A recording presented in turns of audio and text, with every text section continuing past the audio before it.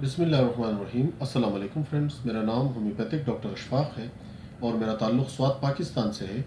आज हम hunch back kyphosis भी उसे कहते हैं मेडिकली, और कुबड़ापन जिसे हम कहते हैं आम अल्फाज में, यानी मरीज़ की जो बैक है वो निकल आती है, वो कुबड़ा हो जाता है।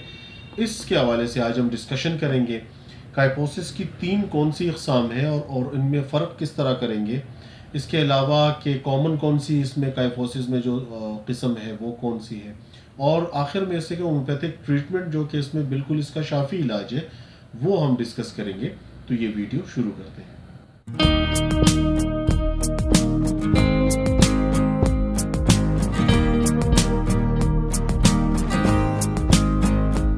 काइफोसिस जिसे आम अल्फाज में हंच बैक भी कहते हैं, और इसे आम जो हमारे आम जो टर्म्स लैंग्वेज हम इस्तेमाल करते हैं, यानी मरीज़ कुबड़ा हो जाता है, यानी उसकी जो ये थोरेसिक स्पाइन्स हैं वो बाहर की तरफ निकल आते हैं और कमर जो है वो कमान की सी जो है वो गोल हो जाती है, बैक उसका निकल आता है। तो इसे हंच बैक या काइफोसिस भी कहते हैं। काइफोसिस की तीन किस्में हैं। इसमें पहली किस्म जो है वो पोस्चरल काइफोसिस है, यानी आपके पोस्चर फिजिक के हवाले से जो आपको कर्वेचर ऑफ स्पाइन्स होता है, यानी आपके जो थोरेसिक स्पाइन्स है वो बाहर की तरफ झुक जाते हैं, निकल आते हैं, राउंड शेप हो जाते हैं। तो ये फिजिक की वजह से होता है। ज़्यादातर टीन एजर्स बच्चे बच्चियों में होता है। अक्सर स्कूल बैग हैवी हो गया या झुककर बैठने से कंप्यूटर का जो वर्क होता है, अक्सर आप कंप्यूटर पे पोस्चर आपका ऐसा है कि आप हंच बैक इस तरह से बैठे हुए हैं और घंटों तक बैठना। मोबाइल यूज़ काफ़ी ज़्यादा इसमें अभी कॉमन हो रहा है। कर्वेचर ऑफ स्पाइन यानी हंच बैक का जो पोस्चरल काइफोसिस का प्रॉब्लम आ रहा है। इसके अलावा इसमें ट्रॉमा, चोट भी एक फैक्टर है कि आपको अगर चोट लग गई है, एक्सीडेंट हो गया है, स्पाइन्स में ट्यूमर स्पाइन्स में निकल आता है, उसकी वजह से आपको हंच बैक हो गया है। तो ये इसके कॉजेज होते हैं मुख्तलिफ कि आपको काइफोसिस पोस्चरल हो सकता है। दूसरी जो इसकी किस्म है वो काइफोसिस वो है शर्मिन काइफोसिस कहलाता है। शर्मिन काइफोसिस में जो मसल्स होते हैं वो काफ़ी ज़्यादा स्टिफ हो जाते हैं सर्वाइकल स्पाइन्स के, और ख़ासकर थोरेसिक एरिया पे, और उसमें जो स्टिफनेस होती है वो इरिवर्सिबल हो जाती है। यानी उसमें मुश्किल ही होता है मरीज़ को अपने स्पाइन्स को सीधा करना, यानी बिल्कुल उसमें फ्लेक्सिबिलिटी ख़त्म हो जाती है।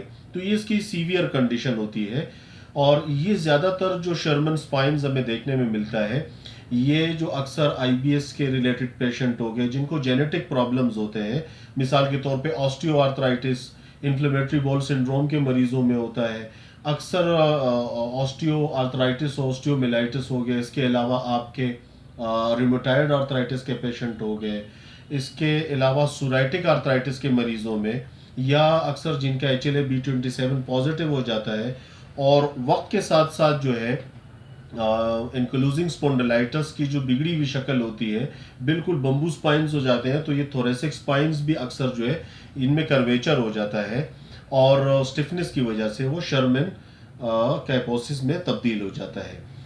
इसके अलावा तीसरी जो इसकी किस्म है वो बाय बर्थ होती है, यानी अक्सर पैदाइश से पहले जब बच्चे की ग्रोथ हो रही होती है फेटस की, और उसके स्पाइन्स ठीक तरह से डेवलप ना हो, ये इसमें प्रॉब्लम रही हो, और बच्चे की बर्थ हो तो जिस तरह बच्चे की पोजीशन होती है कर्व वॉर्म में वो पड़ा होता है, तो उसी पोजीशन में अक्सर ये बच्चे रह जाते हैं, और ऐसे बच्चों में आगे चल करके उनको किडनीज से और हार्ट से रिलेटेड डिजीज़ भी होती हैं।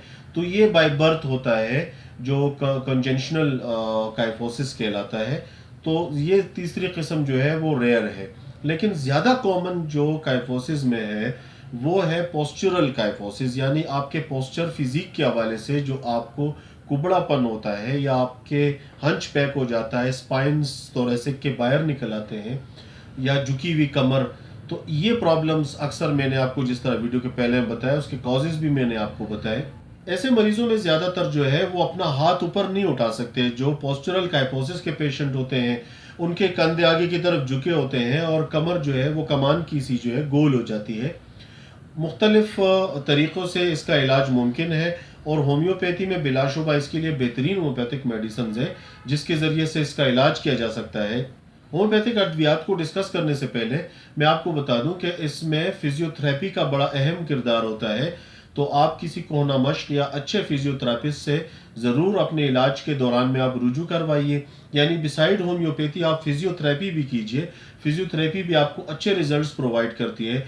लेकिन अगर ऑस्टियोप्रोसिस की वजह से, यानी हड्डियों का बुरबुरापन हो गया है उसकी वजह से, और आपको जो है काइफोसिस का प्रॉब्लम भी है, एज फैक्टर के हवाले से भी है, तो अक्सर आपको फिर फिजियोथेरेपी के साथ होम्योपैथिक मेडिसिन आपको अच्छा एक इम्पैक्ट देती है। होम्योपैथिक मेडिसिन को डिस्कस करते हैं। सबसे ज़्यादा इफेक्टिव जो इसमें है वो है कल्केरिया फ्लोरिका और कल्केरिया फॉस्फोरिका।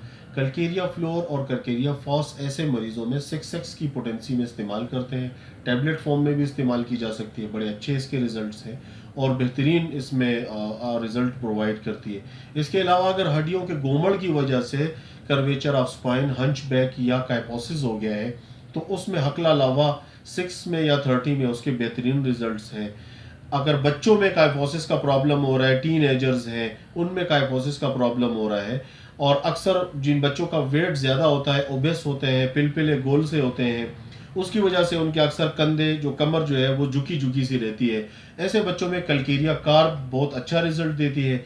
कल्केरिया कार्ब 200 की पोटेंसी में इस्तेमाल की जा सकती है। हफ्ते में एक खुराक दीजिए, और इसके अलावा इससे बड़ी पोटेंसियों में भी इसका इस्तेमाल बड़े अच्छे रिजल्ट आपको देता है। अगर स्पाइंस में डीजेनरेटिव चेंजेस की हिस्ट्री है तो उसमें एसिड हाइड्रोफ्लोरिकम के बड़े अच्छे रिजल्ट हैं।